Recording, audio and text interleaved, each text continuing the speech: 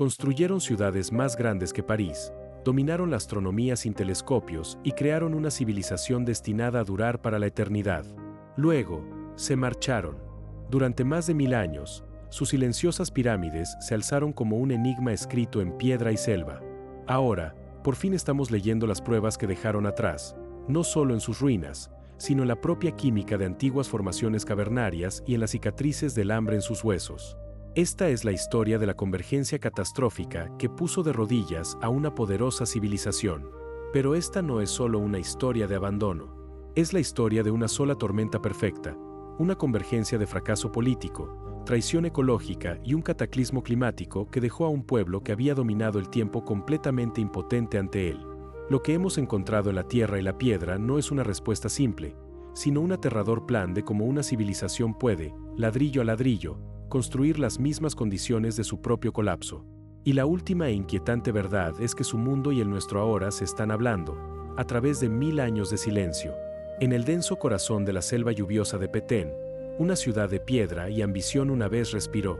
Las pirámides de Tikal, enlucidas de blanco y elevándose más de 60 metros, perforaban el dosel verde como monumentos a un dios solar. Abajo, una metrópolis de casi 90.000 almas latía a través de plazas pavimentadas. Ingenieros administraban vastos reservorios, escribas registraban ciclos celestes en una intrincada escritura, y artesanos tallaban historias en estelas que relucían bajo la luz tropical. Esta era una civilización de una sofisticación asombrosa, cuya población empequeñecía a la del París contemporáneo, y cuyos logros intelectuales y arquitectónicos rivalizaban con cualquier cosa en el mundo de su tiempo. Fue construida con una confianza que susurraba eternidad, una cúspide del esfuerzo humano entretejida en la propia trama de la selva. Sin embargo, en cuestión de siglos, ese poderoso aliento se aquietó en un silencio tan profundo que se convirtió en un nuevo tipo de monumento. Las mismas pirámides que una vez arañaron el cielo ahora se alzaban como gigantes esqueléticos, sus flancos aprisionados por raíces serpentinas, sus grandiosas escalinatas ahogadas por musgo y enredaderas trepadoras. Las bulliciosas plazas se rindieron ante una alfombra de humus, los únicos sonidos los gritos de los monos aulladores y el goteo del agua sobre la piedra desgastada. Este fue un abandono sin parangón en la historia, no un entierro súbito por un volcán o ceniza, no una conquista por ejércitos extranjeros, sino una lenta, deliberada y generacional retirada. Un pueblo simplemente se alejó de sus mayores creaciones, dejando sus palacios al silencio y sus monumentos a un verde olvido invasor, sin una sola causa clara y catastrófica. El mundo moderno tropezaría con esta grandiosidad fantasmal en 1839,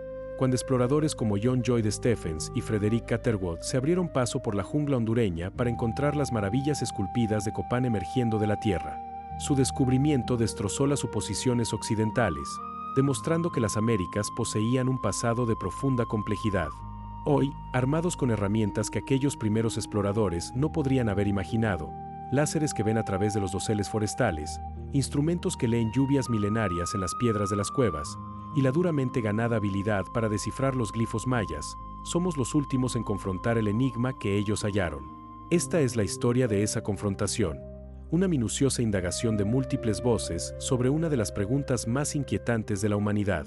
¿Qué le sucedió a la civilización maya durante los cruciales y devastadores siglos VIII y IX DC? Esta es la historia que están a punto de escuchar. Antes de que se tallara un solo glifo o se erigiera una pirámide, los mayas primero resolvieron el enigma fundamental de la supervivencia, como alimentar a una vasta civilización en un entorno que parecía diseñado para frustrarla. Los delgados y pobres suelos de las tierras bajas, encerrados en un feroz duelo con la selva invasora y sometidos a un brutal ciclo de lluvias torrenciales y sequías abrasadoras, exigían genio. Y el genio respondió. Esculpieron la tierra misma, aterrazando laderas para cunar el preciado suelo y construyendo intrincadas cuadrículas de campos elevados en los pantanos,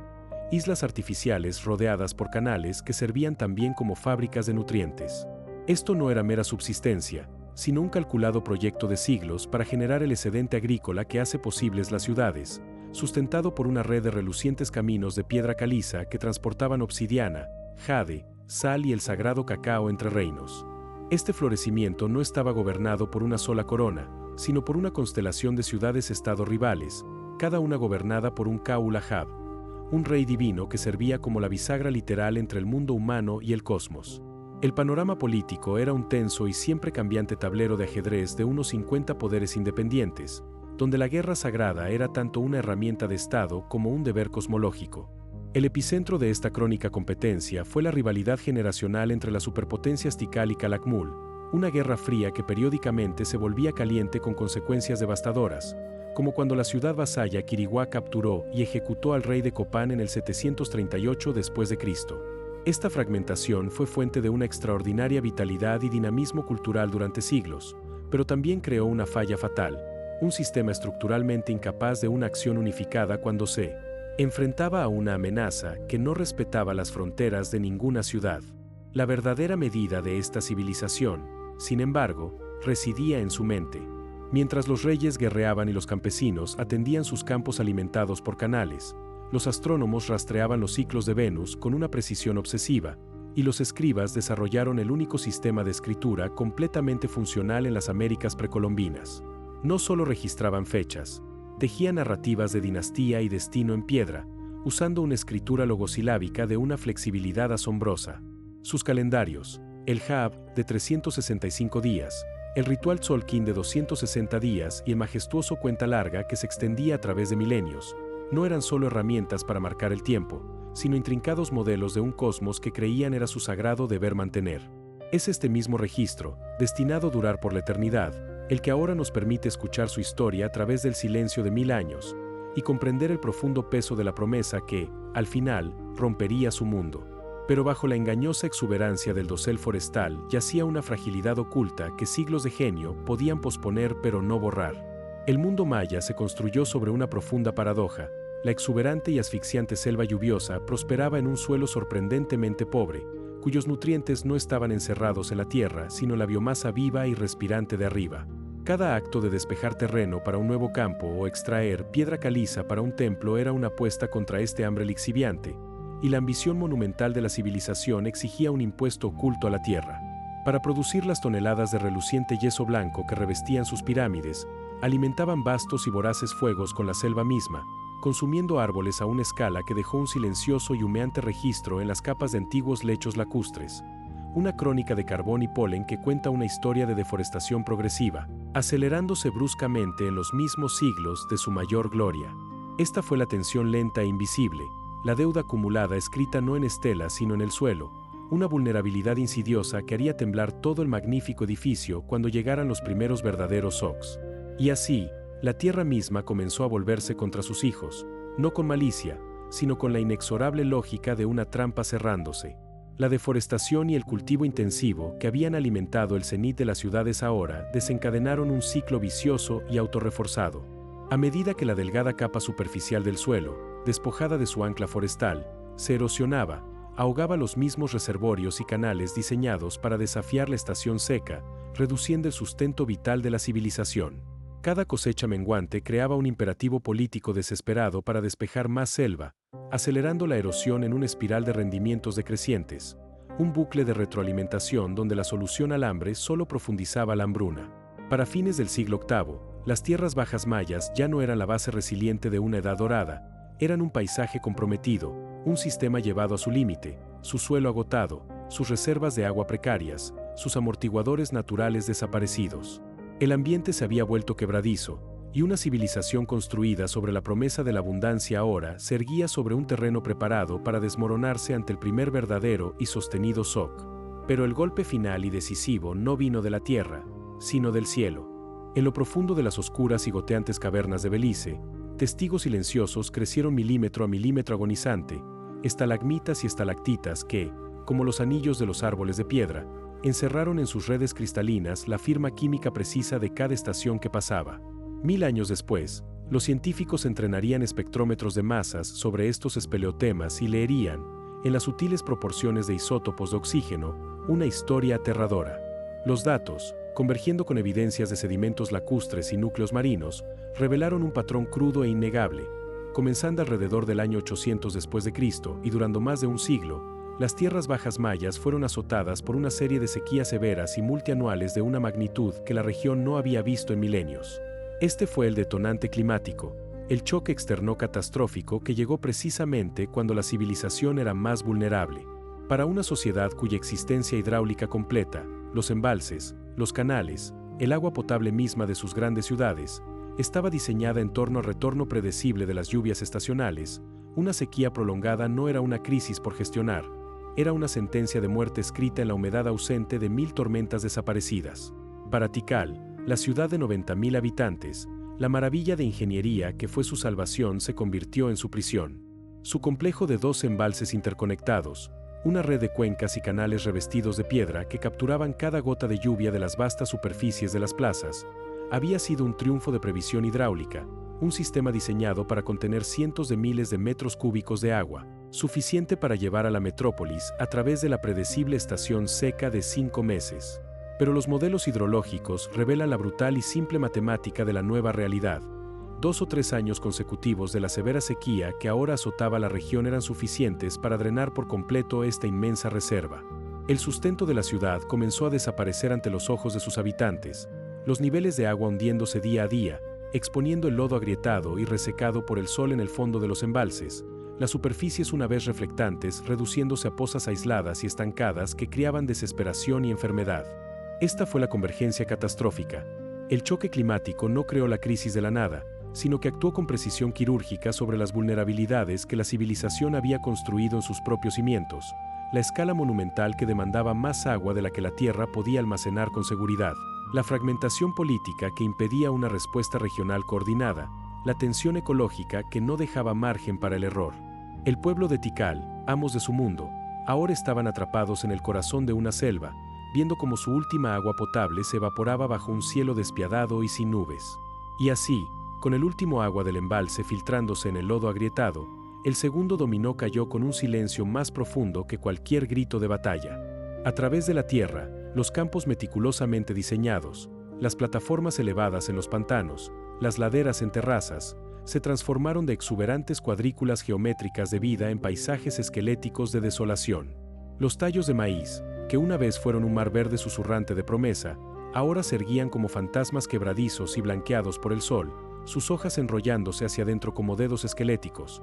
Las enredaderas de frijol se marchitaron en sus postes, y las enredaderas de calabaza se colapsaron en hebras correosas sobre la tierra endurecida. Los intrincados canales que una vez pulsaron con agua rica en nutrientes ahora eran solo cicatrices geométricas y secas en la tierra, su propósito burlado por el cielo sin nubes. En los graneros, las últimas reservas de maíz para semilla fueron consumidas en una apuesta final y desesperada que no rindió nada, y las grandes puertas de las bodegas pronto se abrieron de par en par para revelar solo un vacío resonante y el leve y dulzón olor a podredumbre de las últimas reservas estropeadas. Esta no fue una cosecha fallida, fue el cierre total y sistémico del estómago de la civilización, el momento en que la crisis abstracta de la sequía se convirtió en la realidad visceral y diaria de vientres vacíos y un futuro sin sustento en su núcleo. Y así, mientras los graneros resonaban vacíos y los últimos charcos fangosos en los embalses se secaban bajo un sol implacable, la crónica competencia política que había definido el mundo maya durante siglos se torció en algo nuevo y salvaje. Los rivales Kaula Hagob, los reyes divinos cuya legitimidad ya se resquebrajaba bajo el peso de promesas cósmicas incumplidas, ahora convirtieron su guerra ritual en una lucha desesperada y de suma cero por la supervivencia. Los grupos de asalto ya no buscaban cautivos para gloria o el favor de los dioses, descendían sobre ciudades vecinas con un hambre feroz. Sus objetivos no eran los tesoros del palacio, sino las últimas reservas ocultas de maíz para semilla, los últimos parches de tierra donde aún podría filtrarse un hilo de agua, los pocos campos restantes donde persistía un verde enfermizo. Esta era una guerra despojada de su barniz sagrado, reducida a la lógica cruda y caníbal de un sistema consumiendo su propia carne moribunda. La misma fragmentación política que una vez alimentó un brillante mosaico de estados independientes ahora demostró ser su maldición última, haciendo imposible cualquier respuesta regional coordinada a la crisis, ya que cada ciudad-estado, cegada por una lucha primaria por su propia existencia, drenaba sus últimas reservas de mano de obra y esperanza en una guerra brutal contra su reflejo, mientras el verdadero enemigo, el cielo silencioso y reseco, observaba desde arriba, implacable e inmutable. Pero mientras la tierra reseca se agrietaba y los últimos susurros de humo de los graneros saqueados se disipaban en el aire sin viento, un silencio más profundo y aterrador descendió, el silencio de un pacto roto. Para la gente de las ciudades, la sequía implacable ya no era solo una calamidad material,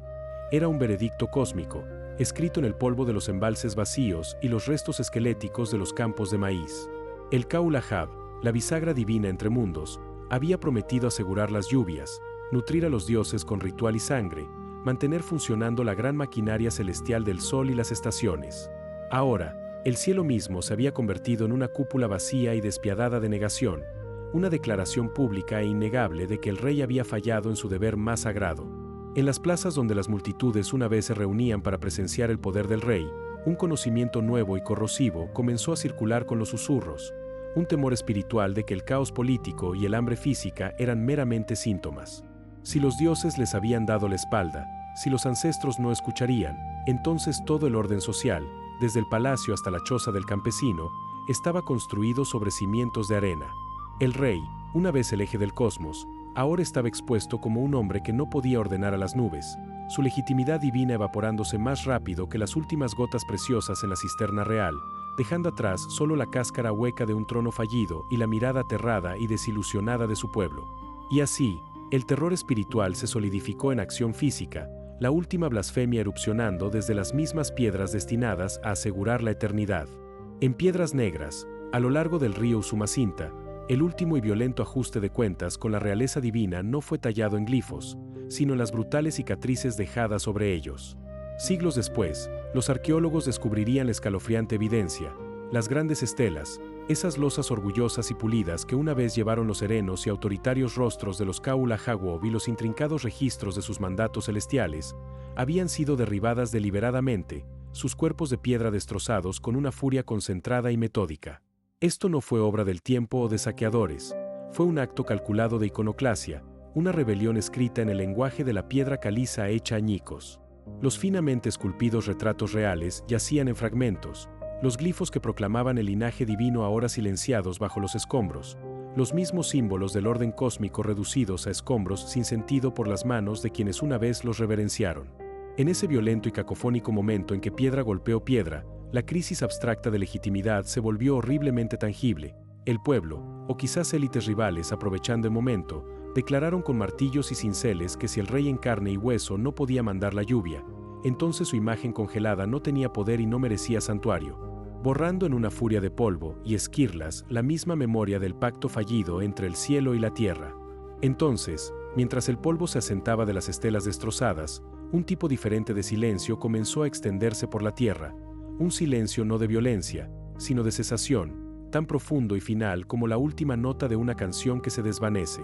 En los grandes scriptoria y los patios de los escultores, las herramientas fueron depositadas una última vez, y el registro del mundo simplemente se detuvo. La última inscripción fechada de Palenque fue tallada en 799 después de Cristo, la de Quiriguá en 810, la de Copán en 822, y Tikal, el otrora poderoso corazón del mundo, grabó su último glifo en 869. Estas no eran fechas aleatorias, sino una lenta y progresiva marea de finales, un toque de difuntos cronológico donde el acto de conmemoración mismo se volvió imposible. Tallar una estela era afirmar un futuro, seleccionar la piedra, planear los glifos, creer en un mañana digno de ser recordado. La quietud que siguió a cada último fue por lo tanto más que política, fue cosmológica y existencial, una admisión de que los reyes habían perdido no solo los recursos para construir, sino la misma autoridad simbólica que hacía que la construcción tuviera sentido. Lo que había tomado generaciones de fe y trabajo para erigir solo tomó décadas de este silencio expansivo para desmantelar irrevocablemente,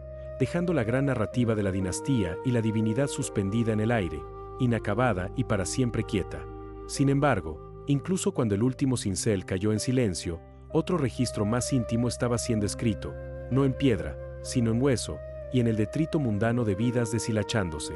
En las capas de ocupación final de Copán, los arqueólogos tamizarían no a través de los depósitos ceremoniales de jade y cerámica finamente pulida, sino a través de la basura poco ceremoniosa del fin de una sociedad,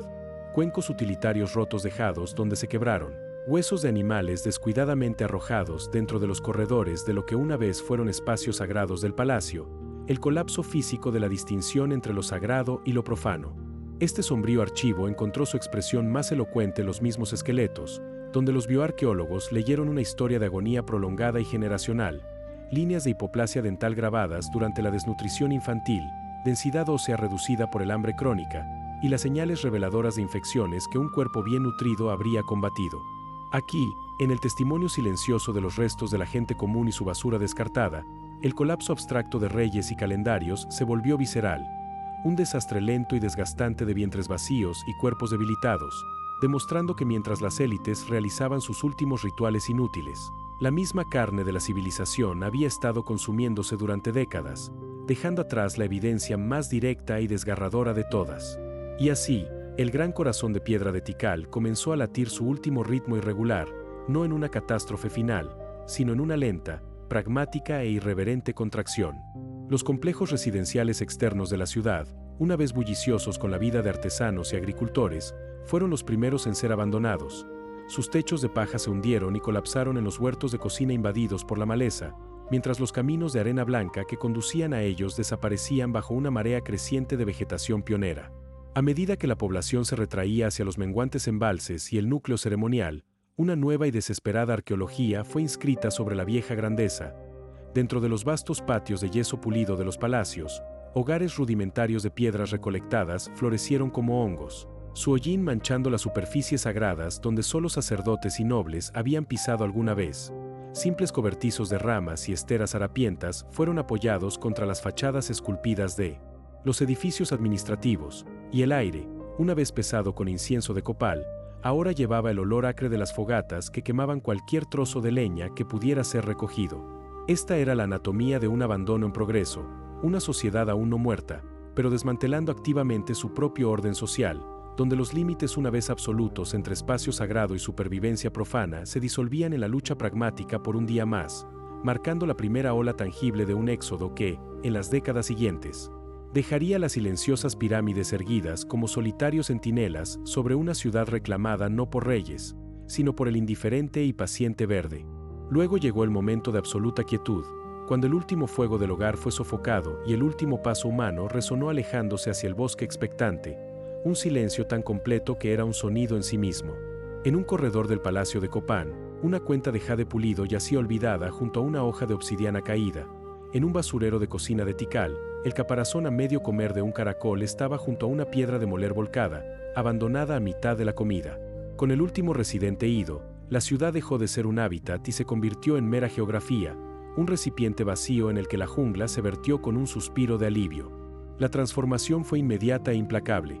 La primera lluvia tropical se acumuló en patios desprotegidos, ablandando el yeso y filtrándose en las juntas de mortero. Zarcillos de campanilla y filodendro, sintiendo la ausencia de la mano que despejaba, treparon sobre dinteles y bajaron escaleras. Y dentro de una sola temporada de crecimiento, la gran vía procesional era un túnel de verde, las plazas eran prados, y las silenciosas estelas se alzaban como fantasmas cubiertos de musgo en una catedral de enredaderas y sombras. Este fue el punto de no retorno, no marcado por una batalla final o un decreto, sino por el simple e irrevocable hecho de la paciente y victoriosa reclamación del bosque. El gran corazón de piedra de la civilización había dejado de latir, y en su lugar, solo quedaba el lento y verde pulso de la tierra. Sin embargo, la verdadera magnitud de este cataclismo silencioso permaneció oculta durante siglos, un secreto guardado por el propio bosque que había engullido las ciudades, hasta que una tecnología moderna realizó una especie de resurrección arqueológica desde el cielo.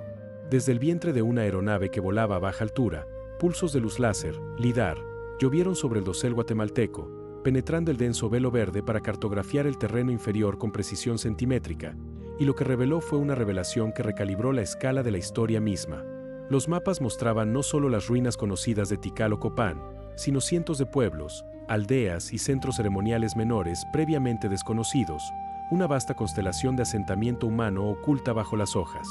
Más asombrosas aún eran las intrincadas redes a escala continental que los conectaban, las extensas cuadrículas de campos agrícolas elevados, las laderas terraplenadas, las cadenas de reservorios y los relucientes akbeo blancos, los caminos de piedra caliza, que cosían este mundo en una sola civilización, inimaginablemente compleja e integrada. Los datos confirmaron, con fría y digital claridad, que el área transformada y habitada por los mayas era mucho mayor de lo que cualquier estimación previa se había atrevido a suponer, revelando que el colapso no fue meramente el silencioso final de unas pocas grandes ciudades, sino la disolución de una de las sociedades más extensas y sofisticadas que el planeta ha conocido. Pero mientras los mapas láser de las tierras bajas del sur revelaban una civilización sepultada en verde, una realidad marcadamente diferente se desarrollaba simultáneamente, 600 kilómetros al norte en las secas y onduladas colinas de la región Puuc. Aquí, en las mismas décadas en que las plazas de Tikal se rendían al silencio, el aire se llenaba con la música percutiva de cinceles sobre piedra caliza, los gritos de los albañiles y el gemido de las cuerdas izando bloques perfectamente cortados hasta su lugar. En ciudades como Uxmal, los canteros ensamblaban no los monumentos finales y desesperados de un orden moribundo, sino las intrincadas y asombrosas fachadas de mosaico del Palacio del Gobernador, una estructura de una elegancia geométrica y complejidad serpentina tal que sería aclamada como la cumbre del genio arquitectónico maya, cuya fecha de construcción caía precisamente dentro del siglo del colapso del sur. Esta actividad vibrante y desafiante en el norte fuerza un cambio narrativo crucial. La historia no es la de la extinción de una civilización, sino la de su transformación profunda y resiliente, una dislocación de su corazón desde el agotado y azotado por la sequía sur hacia un nuevo y más clemente paisaje, donde la promesa del mundo maya estaba siendo minuciosamente reensamblada, piedra por piedra deliberada, bajo un cielo diferente. El marcado contraste entre el silencioso sur y el vibrante norte no era un misterio del destino, sino una consecuencia directa de la geografía y el ingenio humano convergiendo para crear un refugio. El norte poseía el único recurso que las ciudades del sur habían perdido para siempre: agua confiable. En las llanuras planas de Yucatán, el propio paisaje ofrecía salvación en forma de cenotes asterisco, profundos sumideros naturales que perforaban la piedra caliza para revelar estanques permanentes y frescos de agua subterránea, oasis inmunes a los caprichos del cielo estacional. Más tierra adentro, en las colinas del Puuc, donde el nivel freático estaba demasiado profundo para tales pozos naturales, los ingenieros mayas tallaron su propia salvación en la roca madre, los chultunes, cisternas con forma de botón enlucidas para capturar y almacenar cada gota preciosa de agua de lluvia con una eficiencia asombrosa. Esta resiliencia hidrológica fundamental, ya fuera un regalo de la geología o tallada a mano, se erigía en un devastador contraste con el defecto fatal del sur, cuyos magníficos reservorios al aire libre eran meras tazas evaporativas esperando a ser vaciadas por la sequía. Fue esta seguridad hídrica fundamental la que proporcionó el escenario para un notable segundo acto, impulsado además por una afluencia de capital humano del sur en colapso, escribas, albañiles y astrónomos que llevaron hacia el norte el genio acumulado del periodo clásico, infundiendo nueva vida en los huesos de piedra caliza de Yucatán y preparando el escenario para su propio renacimiento distintivo, y en última instancia, precario. Sin embargo, este renacimiento norteño, a pesar de todo su brillo, no fue un escape permanente del ciclo de transformación, sino otro capítulo en la larga y adaptativa historia de la civilización maya. Para los siglos X o XI después de Cristo, el mismo silencio inquietante que había caído sobre Tikal comenzó a extenderse por las colinas de piedra caliza del Puuc. Los cinceles cesaron su trabajo percutivo en los mosaicos geométricos de Uxmal. Las grandes plazas de Cava y Sayil solo resonaban con el silbido del viento a través de sus columnatas, y los relucientes sacbeo blancos que conectaban estas ciudades fueron lentamente estrangulados por la maleza seca y espinosa. El patrón era un eco fantasmal del sur, una segunda ola de abandono impulsada por sus propias presiones complejas,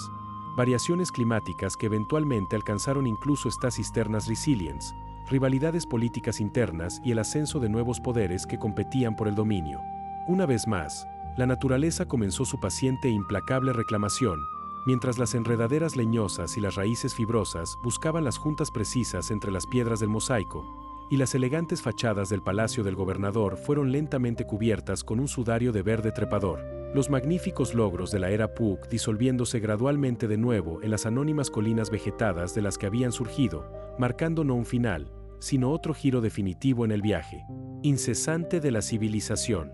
Y mientras las piedras de mosaico de las ciudades del Puuc desaparecían bajo la maleza invasora, el escenario quedaba despejado para el acto final y magnífico de este drama interminable, una metrópolis de un orden diferente que se alzaba desde las llanuras de piedra caliza al este, Chichén Itzá. Esta ciudad, cuyo nombre significa en la boca del pozo de los Itzá, surgió no como una continuación del mundo clásico, sino como su poderosa y cosmopolita culminación, floreciendo precisamente durante los siglos del colapso del sur y la transformación del norte. Sus monumentos icónicos, la pirámide de Kukulcán, donde el sol del equinoccio hace aparecer una serpiente de luz deslizándose por la escalinata, el inmenso gran juego de pelota que hace eco con el golpe fantasmal del balón de caucho, y la oscura y enorme boca del cenote sagrado, un portal ritual al que los peregrinos arrojaban ofrendas de jade y oro desde toda Mesoamérica, hablan de una escala e influencia sin precedentes en el mundo maya. Es una corrección cronológica crucial señalar que Chichén Itzá, hoy asediada por millones de turistas como el símbolo máximo de los mayas, no fue la capital de su cenit clásico, sino más bien el brillante capítulo final de floración tardía, construida durante y después del colapso que sobrevivió. Su poder estaba arraigado en una nueva resiliencia, aprovechando las aguas permanentes de los cenotes y quizás un nuevo experimento político. Los académicos debaten acaloradamente sobre los sorprendentes ecos arquitectónicos de la lejana Tula y la tentadora posibilidad de que la ciudad fuera gobernada no por un único y decadente rey divino, sino por un consejo compartido de señores, un sistema multipal que podría haber representado una respuesta pragmática y adaptativa a los catastróficos fracasos del antiguo y solitario modelo de realeza sagrada. La ciudad que surgió de las sombras del declive de Chichén Itzá no fue un monumento a la realeza divina ni al florecimiento artístico, sino una declaración austera y pragmática de supervivencia. Asterisco Mayapán, la última gran capital política del mundo maya posclásico, definida no por pirámides elevadas, sino por un lúgubre muro de piedra defensivo que rodeaba su núcleo urbano. Este muro, una línea práctica de contención en contraste con las plazas abiertas de Tikal o los mosaicos de las fachadas de Uxmal, fue una confesión arquitectónica, un testimonio de la inseguridad crónica y la guerra perpetua de baja intensidad que se había convertido en la realidad definitoria del mundo maya tras siglos de colapso, transformación y resurgimiento. Su dominio, sin embargo, resultó tan finito como el de sus predecesores. A mediados del siglo XV después de Cristo, Mayapán misma fue consumida por una rebelión interna, fragmentando el norte de Yucatán en un mosaico final y fracturado de más de una docena de pequeños reinos en guerra perpetua. Fue este paisaje políticamente dividido, un mosaico de estados beligerantes y reducidos que habitaban territorios mucho más pequeños que las grandes metrópolis del clásico, lo que conquistadores españoles como Hernán Cortés y Francisco de Montejo encontraron en el siglo XVI, un mundo donde las grandes ciudades de piedra del pasado ya eran objeto de memoria lejana y tradición oral, pero donde el corazón vivo de la civilización, el idioma maya hablado por millones, el conocimiento astronómico aún transmitido, las redes comerciales persistentes, perduraba con una tenacidad que desafiaba todas las narrativas de extinción, un hecho demostrado con mayor fuerza por el último reino maya independiente de Tayasal, que resistió a la conquista hasta 1697, casi 2 siglos después de la caída de la capital azteca, Tenochtitlán. Y así, el último y más persistente malentendido se disuelve no en el polvo de las ruinas antiguas, sino en la vibrante y viva realidad del presente. Hay aproximadamente 7 millones de personas vivas hoy que se identifican como mayas, cuya lengua materna es una de las más de 30 lenguas de la familia maya, desde el yucateco hasta el caiche, desde el mam hasta el cuecchi. Cultivan las mismas tierras que sus ancestros aterrazaron y drenaron hace milenios, preservan y adaptan el conocimiento astronómico y calendárico a través de un hilo continuo de transmisión que atraviesa conquista y colapso,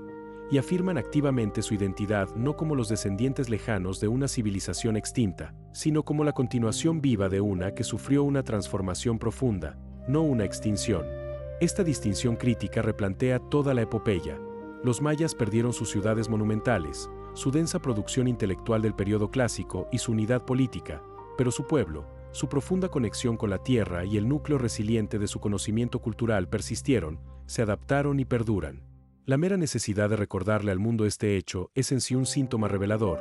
una amnesia histórica que privilegia la piedra silenciosa sobre la palabra viva, y las pirámides olvidadas sobre el latido perdurable de un pueblo que nunca se fue, cuya historia no terminó con el abandono de Tikal, sino que simplemente entró en un nuevo y duradero capítulo escrito en el lenguaje de la supervivencia misma. Así, el colapso de las ciudades mayas del clásico surge no como un evento singular con una única causa, sino como la convergencia catastrófica de una red de presiones que se refuerzan mutuamente, la degradación ambiental progresiva que agotó la resiliencia de la tierra, la fragmentación política crónica y la guerra que consumieron recursos e impidieron una acción unificada, las sequías severas y prolongadas del siglo IX que aplicaron el golpe terminal, y la posterior e irrevocable crisis de legitimidad que destrozó el fundamento cosmológico de todo el orden social. Fue la sinergia letal de estos factores, cada uno amplificando a los otros, lo que resultó abrumador. Las sequías aplicaron una tensión final e insoportable a un sistema ya críticamente debilitado, y cuando los reyes divinos demostraron ser impotentes para ordenar la lluvia, el propio contrato que mantenía unido su mundo se disolvió, sin dejar ningún mecanismo para una adaptación coordinada a escala de civilización. Ver en esta tragedia antigua un espejo perfecto para el mundo moderno sería una distorsión, pues los mayas vivían en circunstancias radicalmente diferentes a las nuestras, pero la estructura inquietantemente familiar de su dilema, una civilización que supera sus límites ambientales, una arquitectura política inadecuada para una crisis colectiva y una profunda vulnerabilidad a los cambios climáticos, sigue siendo una reflexión aleccionadora, una que no requiere una analogía forzada para reconocer, sino que exige un reconocimiento claro de las fragilidades complejas e interconectadas que pueden deshacer incluso los más magníficos esfuerzos humanos. El verdadero legado del colapso maya, entonces, se extiende mucho más allá de las piedras silenciosas de Tikal o los mosaicos cubiertos de maleza de Uxmal. Reside en el propio conjunto de herramientas de la ciencia moderna, forjado en la búsqueda por comprender su desaparición. Las técnicas perfeccionadas para leer la sequía en las formaciones de las cuevas de Belice, para modelar el fallo de los antiguos reservorios, para escanear el suelo del bosque con la luz reveladora del lidar y para descifrar el lenguaje silencioso del estrés en los restos óseos, estas no son meramente herramientas para un único misterio histórico. Constituyen un arsenal metodológico, una herencia intelectual profunda que ha transformado al mundo maya en un estudio de caso fundacional, un laboratorio global para comprender cómo las sociedades complejas interactúan con sus entornos y enfrentan sus límites. Los puntos de datos extraídos de esta civilización ahora informan modelos de resiliencia y vulnerabilidad desde el suroeste de Estados Unidos hasta el corazón del Imperio Jemer, haciendo del colapso maya un capítulo pivotal e iluminador en la historia humana en curso de construir, prosperar y, a veces, desentrañarse. En última instancia, sin embargo, bajo los gráficos de datos isotópicos y los mapas de calzadas revelados por láser, esta historia regresa, siempre, a la escala humana, al tapiz íntimo de vidas tejidas con una ingeniosidad extraordinaria y confrontadas por límites inmutables. Es la historia de los reyes que cargaron el peso del cosmos sobre sus hombros y descubrieron su realidad aplastante, de los agricultores cuyas manos construyeron campos en los pantanos y cuyos huesos, marcados por líneas de hambre, cuentan una historia de esfuerzo que las grandes pirámides nunca podrían, de los escribas que tallaron la memoria de su mundo en piedra, creando un archivo que cayó en silencio durante un milenio, y que solo ahora, con herramientas que no podrían haber imaginado, estamos aprendiendo a escuchar de nuevo. Esta es la narrativa central que se ha desarrollado a lo largo de estas horas, una civilización de creatividad y adaptabilidad notables, presionando contra los límites de un mundo desafiante, hasta que las presiones combinadas de una tierra agotada, una política fragmentada y un cielo hostil finalmente excedieron la capacidad de sus brillantes, pero finitas, soluciones. Si este viaje a través del ascenso, la transformación y el latido perdurable de los mayas ha valido tu tiempo, entonces este es el momento de unirte a la conversación que transforma una narrativa en una comunidad. Cuéntanos en los comentarios qué capítulo resonó más profundamente en ti y qué preguntas sobre este mundo antiguo aún perduran en tu mente. Tu reflexión es la siguiente capa vital en esta excavación en curso, pues la investigación continúa. Cada nueva temporada de campo en el Petén, cada nuevo escaneo lidar sobre bosque inexplorado, añade otra pieza al mosaico. Tenemos mucha más historia por explorar juntos, y la siguiente historia ya se está preparando. Gracias por escuchar y por recorrer este camino a través de las ciudades silenciosas y las palabras vivas de una de las civilizaciones más profundas y duraderas de la humanidad. Así que, al encontrarnos al final de este largo viaje juntos, la lección última de la historia maya no es la de un pasado desaparecido, sino la de un presente persistente y resonante. Es la historia del ingenio humano enfrentándose a sus propios límites ambientales y políticos, una narrativa de resiliencia y transformación escrita no con un final único y simple, sino en el lenguaje complejo y estratificado de la piedra, el hueso, la tierra y el agua. Han escuchado el arco completo de esta civilización, su ascenso asombroso, su colapso multifacético y su resistencia inquebrantable. Llevar esta comprensión hacia adelante es llevar una verdad más matizada, que la historia no es un cementerio de extinciones, sino un paisaje de adaptación continua, a menudo dolorosa, y que la verdadera conclusión de esta serie no es una respuesta final, sino el conjunto más rico y profundo de preguntas que ahora tienen sobre nuestro propio lugar dentro de la larga y en desarrollo historia de las sociedades humanas. Imaginen, una última vez, un solo monumento en la selva, una estela de Copán, quizás, su superficie tallada ahora abrazada por la sinuosa raíz de un árbol de ceiba, la luz de la tarde filtrándose a través del dosel para motejar los glifos silenciosos con un oro cambiante. Dentro de esa única piedra se contienen todas las capas de la epopeya, la ambición de su tallado, la crisis que condujo a su abandono, los siglos de paciente reclamación por las raíces, el momento de su redescubrimiento moderno y el esfuerzo continuo por escuchar su voz. El verdadero legado de los mayas no es el silencio de las ruinas, sino el persistente susurro de esta historia, una historia de creación, crisis y continuidad que, ahora que la han escuchado, no termina, sino que resuena hacia afuera, un eco eterno en la conversación entre la humanidad y el mundo que construye, y que a veces debe aprender a dejar atrás. Esta fue la historia de los mayas. Gracias por escuchar.